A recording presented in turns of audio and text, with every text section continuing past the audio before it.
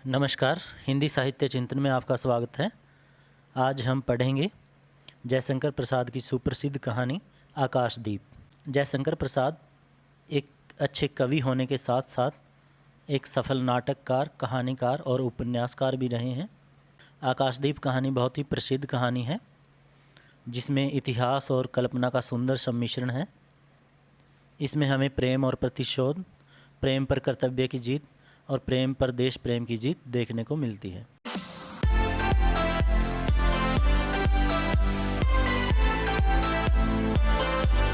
तो आइए शुरू करते हैं।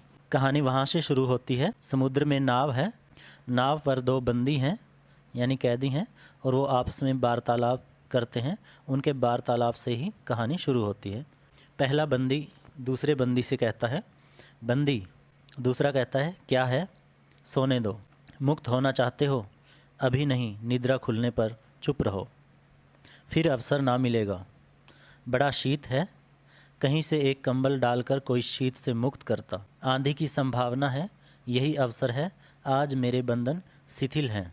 शिथिल होता है ढीले। तो क्या तुम भी बंदी हो? हाँ, धीरे बोलो। इस नाव पर केवल 10 नाविक और प्रहरी है। शस्त्र मिलेगा? मिल जाएगा। पोत से संबद्ध रज्जू काट सकोगे? रज्जू होता है रस्सी जिससे नाव बड़े जहाज के साथ बंधी हुई है। समुद्र में हिलोरें उठने लगी। दोनों बंदी आपस में टकराने लगे। पहले बंदी ने अपने को स्वतंत्र कर लिया, दूसरे का बंधन खोलने का प्रयत्न करने लगा। लहरों के धक्के एक दूसरे को स्पर्श से पुलकित कर रहे थे। पुलकित होता है आनंदित करना। मुक्ति की आशा, स्नेह का असंभाविक आलिंगन। असंभाविक होता है जिसकी संभावना न हो। दोनों ही अंधकार में मुक्त हो गए। दूसरे बंदी ने हर्षातिरेक से उसको गले से लगा लिया। सहसा उस बंदी ने कहा, यह क्या, तुम स्त्री हो? क्या स्त्री होना कोई पाप है? अपने को अलग करते हुए स्त्री ने कहा, शस्त्र कहाँ है? तुम्हारा नाम? जो दूसरा बंदी है उसने कहा कि शस्त्र कहाँ है और उससे उसका नाम पूछा और उसने अपना नाम बताया, चंपा। तारक खचित नील अंबर और समुद्र के अवकाश में पवन उधम मचा रहा था। तारक खचित होता है तारों से भरा हुआ नीला आकाश में, और समुद्र के बीच में जो वायु है वो उधम मचा रही थी। अंधकार से मिलकर पवन दुष्ट हो रहा था। समुद्र में आंदोलन था, नौका लहरों में विकल थी। स्त्री सतर्कता से लुढ़कने लगी। एक मतवाले नाविक के शरीर से टकराती हुई सावधानी से उसका कृपाण निकालकर फिर लुढ़कते हुए बंदी के समीप पहुंच गई। सहसा पोत के पथ प्रदर्शक ने चिल्लाकर कहा, आंधी। पथ प्रदर्शक होता है रास्ता दिखाने वाला। आपत्ति सूचक तुरैया बजने लगा। सब सावधान होने लगे। बंदी युवक उसी तरह पड़ा रहा। किसी ने रस्सी पकड़ी, कोई पाल खोल रहा था, पर युवक बंदी लुढ़क कर उस रज्जू के पास पहुंचा जो पोत से संलग्न थी। तारे ढक गए, तरंगे उद्वेलित हुई, समुद्र गरजने लगा।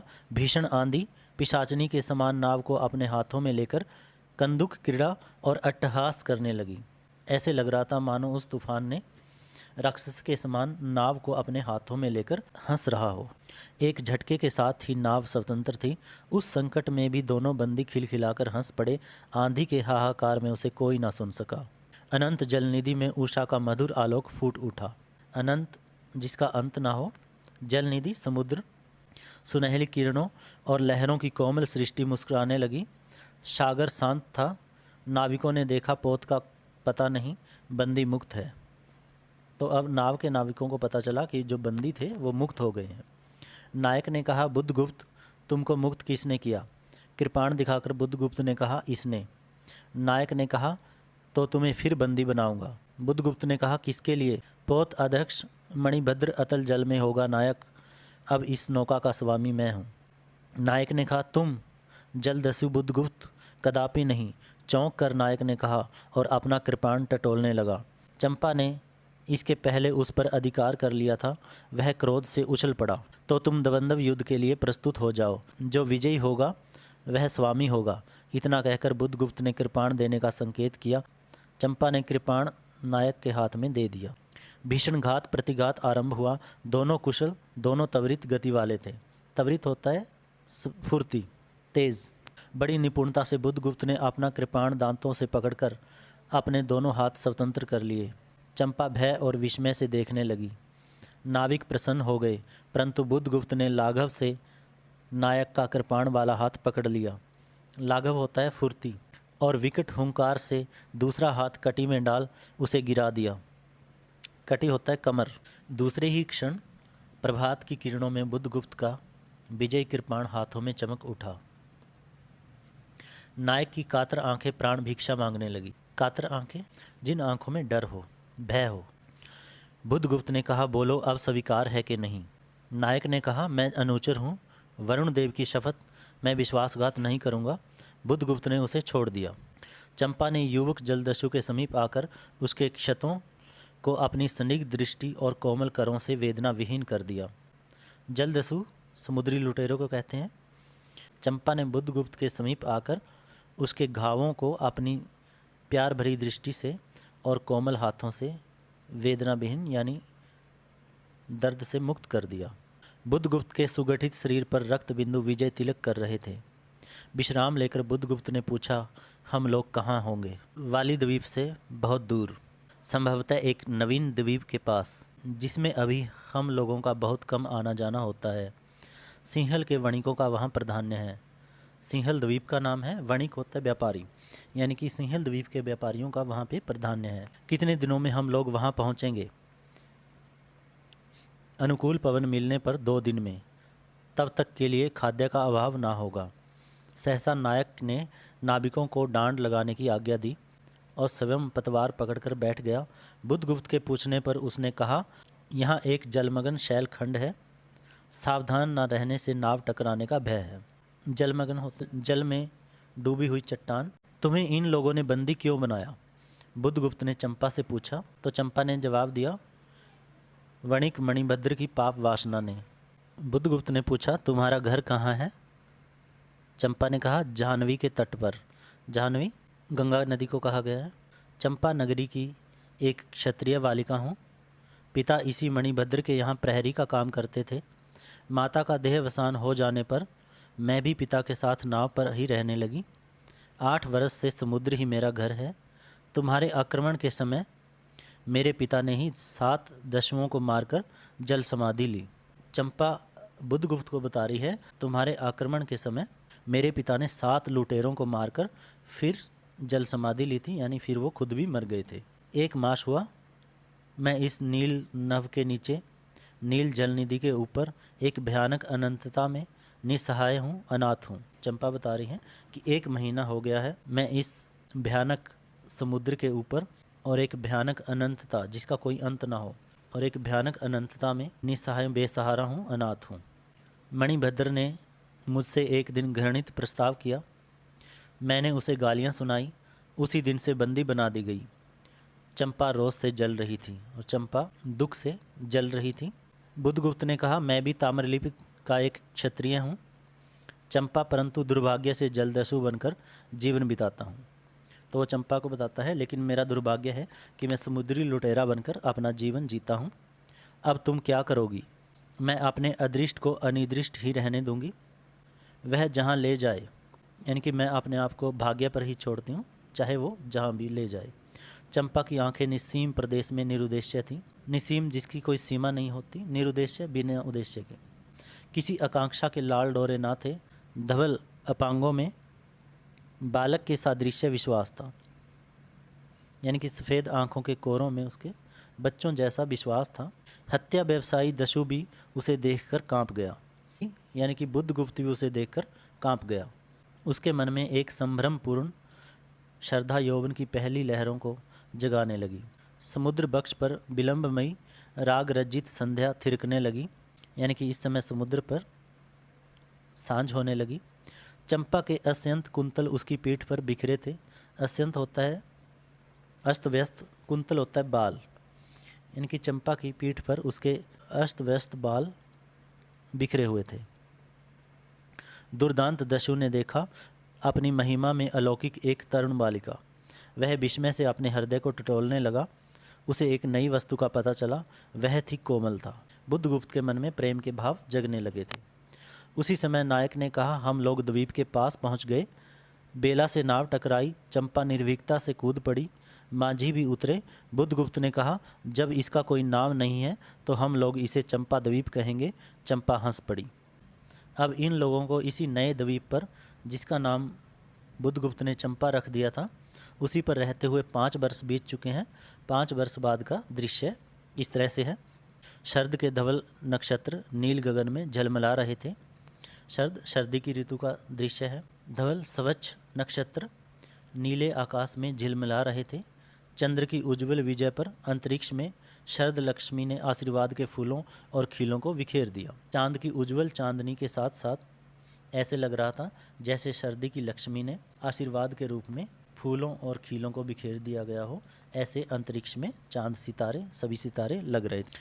चंपा के एक उच्च शोध पर बैठी हुई तरुणी चंपा दीपक जला रही थी।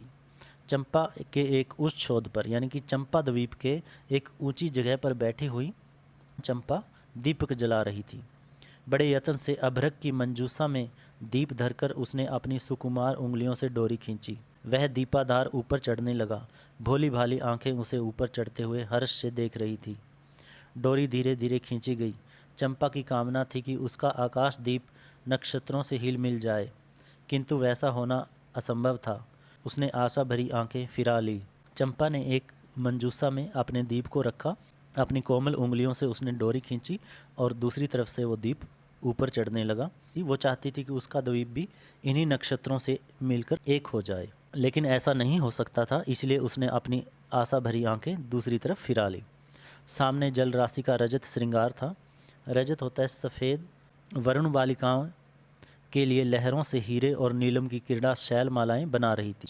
पर्वत श्रेणियों से टकराकर लहरें उछल रही थी, जैसे हीरे और नीलम उछल रहे हों, और वे मायाविनी छलनाएं अपनी हंसी का कलनाद छोड़कर छिप जाती थी। यानी कि लहरें उठती थी और एकदम से छिप जाती थी। दूर दूर से धीवरों का वंशी झनकार उनके संगीत सा मुखरित होता था।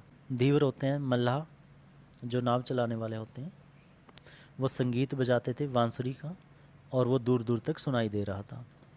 चंपा ने देखा कि एक तरल संकुल जल राशि में उसके कंडील का प्रतिबिंब अस्त व्यस्त था। तरल संकुल होता है घना पानी। घनी जल में उसने जो दीप चढ़ा रखा था उसका प्रतिबिंब पानी में दिख रहा था, और वो अस्त व्यस्त था क्योंकि पानी हिल रहा था, तो उसका प्रतिबिंब भी पानी में हिल रहा था। वह अपनी पूर्णता के लिए सैकड़ों चक्कर काटता था। वह अनमनी होकर उठ खड़ी हुई। किसी को पास न देखकर पुकारा, जया। एक श्यामा युवती सामने आकर खड़ी हुई। वह जंगली थी। नील नभोमंडल से मुख में शुद्ध नक्षत्र की पंक्ति के समान उसके दांत हंसते ही रहते। वह चंपा को रानी कहती। बुद्धगुप्त की आज्ञा थी। महानाविक कब तक आवेंगे, बाहर पूछो तो, चंपा ने कहा। जया चली गई। दुरागत पवन चंपा के अंचल में विश्राम लेना चाहता था। दुरागत दूर से आ रहा, जो वायु है, समुद्र से होकर आ रही थी, और वो ऐसा लग रहा था जैसे चंपा के द्वीप पर आकर उस पर विश्राम लेना चाहती हो। उसके हृदय में गुदगुदी हो रही थी। आज ना जाने क्यों वह बेसुध थी। एक दीर्घकाय दृढ़ पुरुष ने उसकी पीठ पर हाथ रखकर चमत्कृत कर दिया, यानी कि चौंका दिया। उसने फिरकर कहा, बुद्धगुप्त, बावली हो क्या? यहाँ बैठी हुई अभी तक दीप जला रही हो। तुम्हें यह काम करना है? क्षीर निधि शाही अनंत की प्रसन्नता के लिए क्या दासियों से आकाश दीप जलवाऊं? क्षीर निधि शाही होता है जैसे विष्णु हो। चंपा को उपमा दी गई है जैसे विष्णु की, अनंत की, जिसका कोई अंत ना हो। क्या उसकी प्रसन्नता के लिए दासियों से आकाश दीप जलवाऊं? हंसी आती है। तुम किसको दीप जलाकर पथ दिखाना चाहती हो? उसको जिसको तुमने भगवान मान लिया।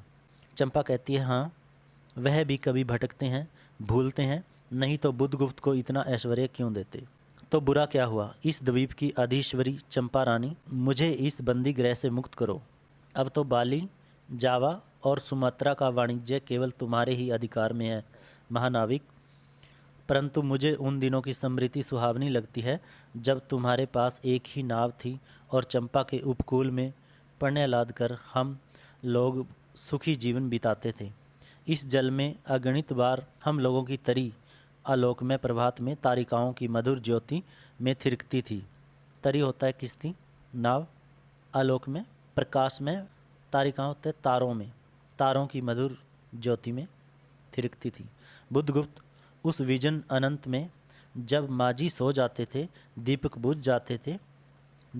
जाते थे, हम तुम परिश्रम से थककर पालों में शरीर लपेटकर एक दूसरे का मुंह क्यों देखते थे, वह नक्षत्रों की मधुर छाया। तो चंपा, अब उससे भी अच्छे ढंग से हम लोग विचर सकते हैं। तुम मेरी प्राणदात्री हो, मेरी सर्वस्व हो, यानी कि तुम मुझे प्राण देने वाली हो और मेरी सब कुछ हो। नहीं नहीं, तुमने दशुभृति छोड़ दी, परंतु हृदय वैसा ही अकरुण, शतृष्ण और ज्वलनशील है। तुम भगवान के नाम पर हंसी उड़ाते हो। अकरुण होता है जिसमें दया ना हो, शतृष्ण तृष्णा युक्त। तो चंपा कहती है कि नहीं नहीं, तुमने लुटेरापन छोड़ दिया है, लेकिन तुम्हारा हृदय अभी भी वैसा ही कठोर है, निर्दयी है, तृष्णा युक्त है। तुम भगवान के नाम पर हंसी उड़ाते हो, मेरे आकाश दीप पर व्यंग कर रहे हो। नाविक, उस प्रचंड आंधी में प्रकाश की एक एक किरण के लिए हम लोग कितने व्याकुल थे। मुझे स्मरण है, जब मैं छोटी थी, मेरे पिता नौकरी पर समुद्र में जाते थे। मेरी माता मिट्टी का दीपक बांस की पिटारी में भागीरथी के तट पर बांस के साथ ऊंचे टांग देती थी। भागीरथी गंगा नदी का एक नाम है। उस समय वह प्रार्थना करती, भगवान, मेरे पथभ्रष्ट नाविक को अंधकार में ठीक पथ पर ले चलना। पथभ्रष्ट होता है जो रास्ता भटक चुका हो।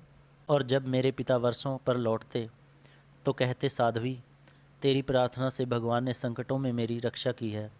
वह गदगद हो जाती। मेरी माँ, आह नाविक, यह उसी की पुण्य स्मृति है। तो वो बुद्धगुप्त से कहती हैं कि ये जो मैं दीपक जलाती हूँ, ये अपनी माँ की याद में ही जलाती हूँ। मेरे पिता, वीर पिता की मृत्यु के निष्ठुर कारण, जलदस्यु, हट जाओ। सहसा चंपा का मुख क्रोध से भीषण होकर रंग बदलने लगा। चंपा समझती है कि बुद्धगुप्त ही उसकी पिता की मृत्यु का कारण है और वही उसके हृदय में दबे हुए भाव उसके चेहरे पर आ जाते हैं। और वो बुद्धगुप्त से कहती है, तुम मेरी पिता की मृत्यु के कारण हो, समुद्री लुटेरे हट जाओ। महानाविक ने कभी यह रूप न देखा था। वह ठठाकर हंस पड़ा।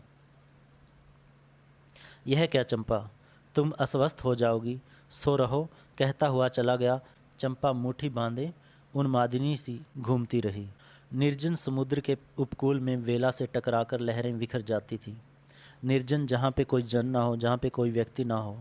उपकूल होता है किनारा, वेला होती है लहर। पश्चिम का पथिक थक गया था। पश्चिम का पथिक यानी कि सूर्य, उसका मुख पीला पड़ गया था, यानी कि सांझ हो गई थी। शाम को जब सूर्य पीलापन आ जाता है, उसको कहा गया है। अपनी शांत गंभीर हलचल में जल निधि विचार में निमग्न था। समुद्र शांत था और ऐसे लग रहा था जैसे वो विचारों में मगन हो। वह जैसे प्रकाश की उन मलिन किरणों से विरक्त था, जैसे वह प्रकाश की किरणों से बिछुड़ रहा हो। चंपा और जया धीरे धीरे उस तट पर आकर खड़ी हो गई। तरंग से उठते हुए पवन ने उनके वसन को अस्त व्यस्त कर दिया, यानी कि लहरों से उठते हुए हवा ने उनके वस्त्रों को अस्त व्यस्त कर दिया। जया के एक संकेत से एक छोटी सी नौका आई। दोनों के उस पर बैठते ही नाविक उतर गया। जया नाव खेने लगी। चंपा मुग्ध सी समुद्र के उदास वातावरण में अपने को मिश्रित कर देना चाहती थी। इतना जल, इतनी शीतलता, हृदय की प्यास न बुझी। पी सकूंगी? नहीं। तो जैसे वेला में चोट खाकर सिंधु चिल्ला उठता है, उसी के समान रोदन करूं, या जलते हुए स्वर्ण गोलक सादृश्य अनंत जल में डूबकर बुझ जाऊं। चंपा के देखते देखते पीड़ा और ज्वलन से आरक्त बिंब धीरे धीरे सिंधु में चौथाई, आधा, फिर संपूर्ण विलीन हो गया। चंपा सोच रही है कि कितना जल है, कितनी शीतलता है, लेकिन मेरे हृदय की प्यास नहीं बुझी। किनारे से टकराकर लहरों का जो शोर उठता है, उसे कहा गया है, क्या उसी के समान मैं भी रोना शुरू करूं? या जलते हुए स्वर्ण गोलक सूर्य को कहा गया है, उसी के समान अनंत जल में डूबकर बुझ जाऊं। जिस तरह से समुद्र में अस्त होता हुआ सूर्य ऐसे लगता है जैसे समुद्र में डूब गया हो, उसी को देखकर कहा गया है कि या मैं भी सूर्य के समान इस अनंत जल में डूबकर बुझ जाऊं। चंपा के देखते देखते सूर्य अस्त हो गया। एक दीर्घ निश्वास लेकर चंपा ने मुंह फेर लिया। एक लंबा सांस लेकर चंपा ने मुंह फेर लिया। देखा तो महानाविक का बजरा उसके पास है। बुद्धगुप्त ने झुक कर हाथ बढ़ाया। चंपा उसके सहारे बजरे पर चढ़ गई। दोनों पास पास बैठ गए। इतनी छोटी नाव पर इधर घूमना ठीक नहीं। पास ही वह जलमग्न शैलखंड है। कहीं नाव टकरा जाती या ऊपर चढ़ जाती चंपा तो। बुद्धगुप्त उससे कहता है, चंपा से कहता है। चंपा कहती है, अच्छा होता बुद्धगुप्त, जल में बंदी होना कठोर प्राचीरों से तो अच्छा है। प्राचीर, कठोर दीवारें। आह चंपा, तुम कितनी निर्दयी हो। बुद्धगुप्त को आज्ञा देकर देखो तो। वह क्या नहीं कर सकता जो तुम्हारे लिए द्वीप की सृष्टि कर सकता है, नई प्रजा खोज सकता है, नए राज्य बना सकता है। उसकी परीक्षा लेकर देखो तो। कहो चंपा, वह कृपाण से अपना हृदय पिंड निकालकर अपने हाथों अतल जल में विसर्जन कर दे। महानाविक जिसके नाम से वाली, जावा और चंपा का आकाश गूंजता था, पवन थर्राता था, घुटनों के बल चंपा के सामने छलछलाई आंखों से बैठा था। सामने शैलमाला की चोटी पर हरियाली में विस्तृत जल देश में नील पिंगल संध्या, प्रकृति की सहृदय कल्पना, विश्राम की शीतल छाया स्वप्न लोक का सृजन करने लगी। ऐसे लग रहा था जैसे एक सपनों का देश हो। उस मोहिनी के रहस्यपूर्ण नील जाल का कुहुक स्फुट हो उठा। सुबह में प्रकृति ने जो सुंदर रहस्यपूर्ण जाल बुना था वो अब आवाज़ के साथ विकसित हो रहा था। जैसे मदिरा से सारा अंतरिक्ष सिक्त हो गया हो, जैसे सारा अंतरिक्ष एक नशे में हो गया हो। प्राकृतिक सौंदर्य दिखाया गया है। सृष्टि नील कमलों में भर उठी। उसी सौरभ से पागल चंपा ने बुद्धगुप्त के दोनों हाथ पकड़ लिए।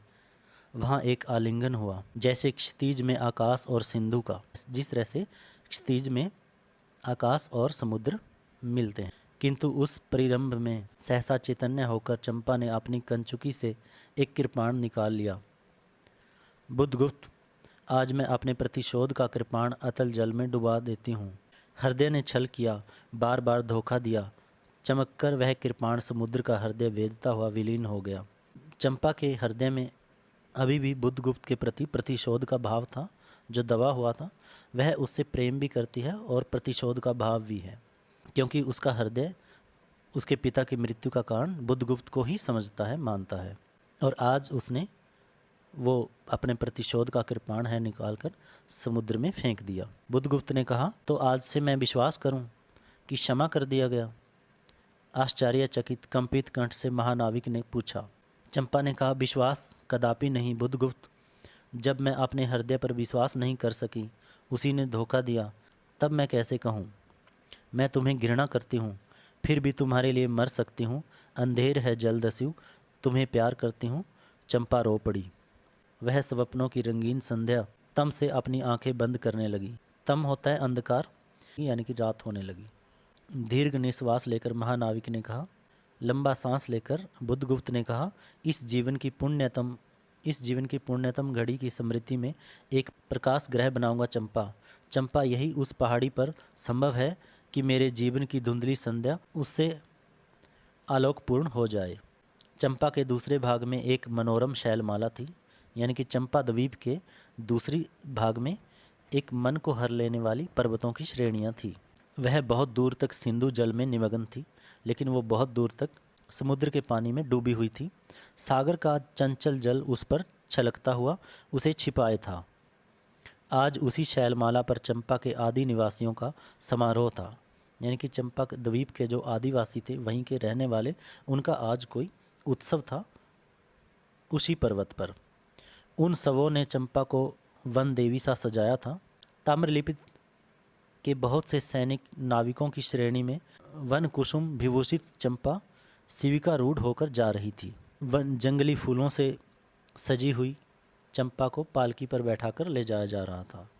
शैल के एक ऊंचे शिखर पर चंपा के नाविकों को सावधान करने के लिए सुदृढ़ दीप स्तंभ बनवाया गया था। आज उसी का महोत्सव है। बुद्धगुप्त स्तंभ के द्वार पर खड़ा था। शिविका से सहायता देकर चंपा को उसने उतारा। दोनों ने भीतर पदार्पण किया था कि बांसुरी और ढोल बजने लगे। पंक्तियों में कुसुम भूषण से सजी वनवालाएं फूल उछालते हुए नाचने लगी। दीप स्तंभ की ऊपरी खिड़की से यह देखती हुई चंपा ने जया से पूछा, यह क्या है जया? इतनी बालिकाएं कहाँ से बटोर लाई? जया ने कहा, आज रानी का ब्याह है ना। कहकर जया ने हंस दिया। बुद्धगुप्त विस्तृत जल निधि की ओर देख रहा था। उसे झकझोर कर चंपा ने पूछा, क्या यह सच है? बुद्धगुप्त ने कहा, यदि तुम्हारी इच्छा हो तो यह सच भी हो सकता है। चंपा, इतने बरसों से मैं ज्वालामुखी को अपनी छाती में दबाए हूँ। चुप रहो महानाविक। क्या मुझे निस्सहाय और कंगाल जानकर तुमने आज सब प्रतिशोध लेना चाहा? मैं तुम्हारे पिता का घातक नहीं हूँ चंपा। वह एक दूसरे दस्यु के शस्त्र से मरे। तो बुद्धगुप्त ने कहा कि मैंने तुम्हारे पिता को नहीं मारा, वो एक दूसरे लुटेरे के शस्त्र से मारे गए थे। चंपा कहती है, यदि मैं इसका विश्वास कर सकती बुद्धगुप्त, वह दिन कितना सुंदर होता, वह क्षण कितना सप्रेरणीय। आह, तुम इस निष्ठुरता में भी कितने महान होते। जया नीचे चली गई थी। स्तंभ के संकीर्ण प्रकोष्ठ में बुद्धगुप्त और चंपा एकांत में एक दूसरे के सामने बैठे थे। संकीर्ण होता है तंग। बुद्धगुप्त ने चंपा के पैर पकड़ लिए। उच्छ्वासित शब्दों में वह कहने लगा, चंपा, हम लोग जन्मभूमि भारतवर्ष से कितनी दूर इन निरीह प्राणियों में इंद्र और शची के समान पूजित हैं कि हम लोग अपने भारत भूमि से इतनी दूर और इन लोगों के बीच में ऐसे पूजे जाते हैं जैसे इंद्र और शची की पूजा होती है। पर ना जाने कौन अभिशाप हम लोगों को अभी तक अलग किए है। स्मरण होता है वह दार्शनिकों का देश, वह महिमा की प्रतिमा। मुझे वह स्मृति नित्य आकर्षित करती है कि मुझे भारत भूमि की याद है, वो हर रोज़ आकर्षित करती है। परंतु मैं क्यों नहीं जाता? जानती हो, इतना महत्व प्राप्त होने पर भी मैं कंगाल हूँ। मेरा पत्थर सा हृदय एक दिन सहसा तुम्हारे स्पर्श से चंद्रकांत मणि की तरह द्रवित हुआ। द्रवित होता है पिघलना। चंपा, मैं ईश्वर को नहीं मानता, मैं पाप को नहीं मानता, मैं दया को नहीं समझ सकता, मैं उस लोक में विश्वास नहीं करता, पर मुझे अपने हृदय के एक दुर्बल अंश पर श्रद्धा हो चली है। तुम ना जाने कैसे एक बहकी हुई तारिका के समान मेरे शून्य में उदित हो गई हो। तारिका होती है नाव। आलोक की एक कोमल रेखा इस निविड़तम में मुस्कुराने लगी। निविड़तम होता है जड़, वेजान सा। पशुबल और धन के उपासक के मन में किसी शांत और एकांत कामना की हंसी खिलखिलाने लगी, पर मैं ना हंस सका। चलोगी चंपा, पोत वाहिनी पर असंख्य धन राशि लाद कर राजरानी सी जन्मभूमि के अंक में, अंक होता है गोद, यानी कि जहाज पर बहुत सारी धन राशि लाद कर राजधानी जैसी जन्मभूमि की गोद में चलोगी क्या? आज हमारा परिणय हो, कल ही हम लोग भारत के लिए प्रस्थान करें। महानाविक बुद्धगुप्त की आज्ञा समुद्र की लहरें मानती हैं। वे स्वयं उस पोत पुंज को दक्षिण के पवन के समान भारत में पहुंचा देंगी। आह चंपा, चलो। चंपा ने उसके हाथ पकड़ लिए। किसी आकस्मिक झटके ने एक पल भर के लिए दोनों के अधरों को मिला दिया। अधर होते हैं होठ। सहसा चैतन्य होकर चंपा ने कहा, बुद्धगुप्त, मेरे लिए सब भूमि मिट्टी है, सब जल तरल है, सब पवन शीतल है। कोई विशेष आकांक्षा हृदय में अग्नि के समान प्रज्वलित नहीं। सब मिलाकर मेरे लिए एक शून्य है। प्रिय नाविक, तुम स्वदेश लौट जाओ विभवों का सुख भोगने के लिए, और मुझे छोड़ दो इन निरीह भोले भाले प्राणियों के दुख की सहानुभूति और सेवा के लिए। बुद्धगुप्त कहता है, तब मैं अवश्य चला जाऊंगा चंपा। यहाँ रहकर मैं अपने हृदय पर अधिकार रख सकूं, इसमें संदेह है। आह, उन लहरों में मेरा विनाश हो जाए। महानाविक के उच्छ्वास में विकलता थी। उच्छ्वास होती है लंबा सांस जो दुख में लिया जाता है। फिर उसने पूछा, तुम अकेली यहाँ क्या करोगी? चंपा कहती है, पहले विचार था कभी कभी इस दीप स्तंभ पर से आलोक जलाकर अपने पिता की समाधि का इस जल से अन्वेषण करूंगी, किंतु देखती हूँ मुझे भी इसी में जलना होगा जैसे आकाशदीप। एक दिन स्वर्ण रहस्य के प्रभात में चंपा ने अपने दीप स्तंभ पर से देखा, सामुद्रिक नावों की एक श्रेणी चंपा का उपकूल छोड़कर पश्चिम उत्तर की ओर महाजलव्याल के समान संतरण कर रही है। नावों की एक श्रेणी ऐसे जा रही है जैसे समुद्र में एक सांप चलता हो। उसकी आंखों से आंसू बहने लगे। यह कितनी ही शताब्दियों पहले की कथा है। चंपा आजीवन उस दीप स्तंभ में आलोक जलाती रही, किंतु इसके बाद भी बहुत दिन दीप निवासी उस माया ममता और स्नेह सेवा की देवी की समाधि सदृश पूजा करते थे। एक दिन काल के कठोर हाथों ने उसे भी अपनी चंचलता से गिरा दिया। तो साथियों, हमारी कहानी पूरी हो जाती है। इसमें हमने देखा कि चंपा द्वीप निवासियों की सेवा करना अपना कर्तव्य समझती है और वह अपने कर्तव्य के लिए बुद्धगुप्त के प्रेम को त्याग देती है। और बुद्धगुप्त अपने देश भारतवर्ष से प्रेम करता है और वह अपनी भारत भूमि के लिए चंपा के प्रेम को त्याग देता है। यहाँ पे प्रेम के ऊपर कर्तव्य की जीत दिखाई गई है। यह कहानी आपको कैसी लगी कमेंट में ज़रूर लिखिएगा और चैनल को सब्सक्राइब ज़रूर कीजिएगा। धन्यवाद।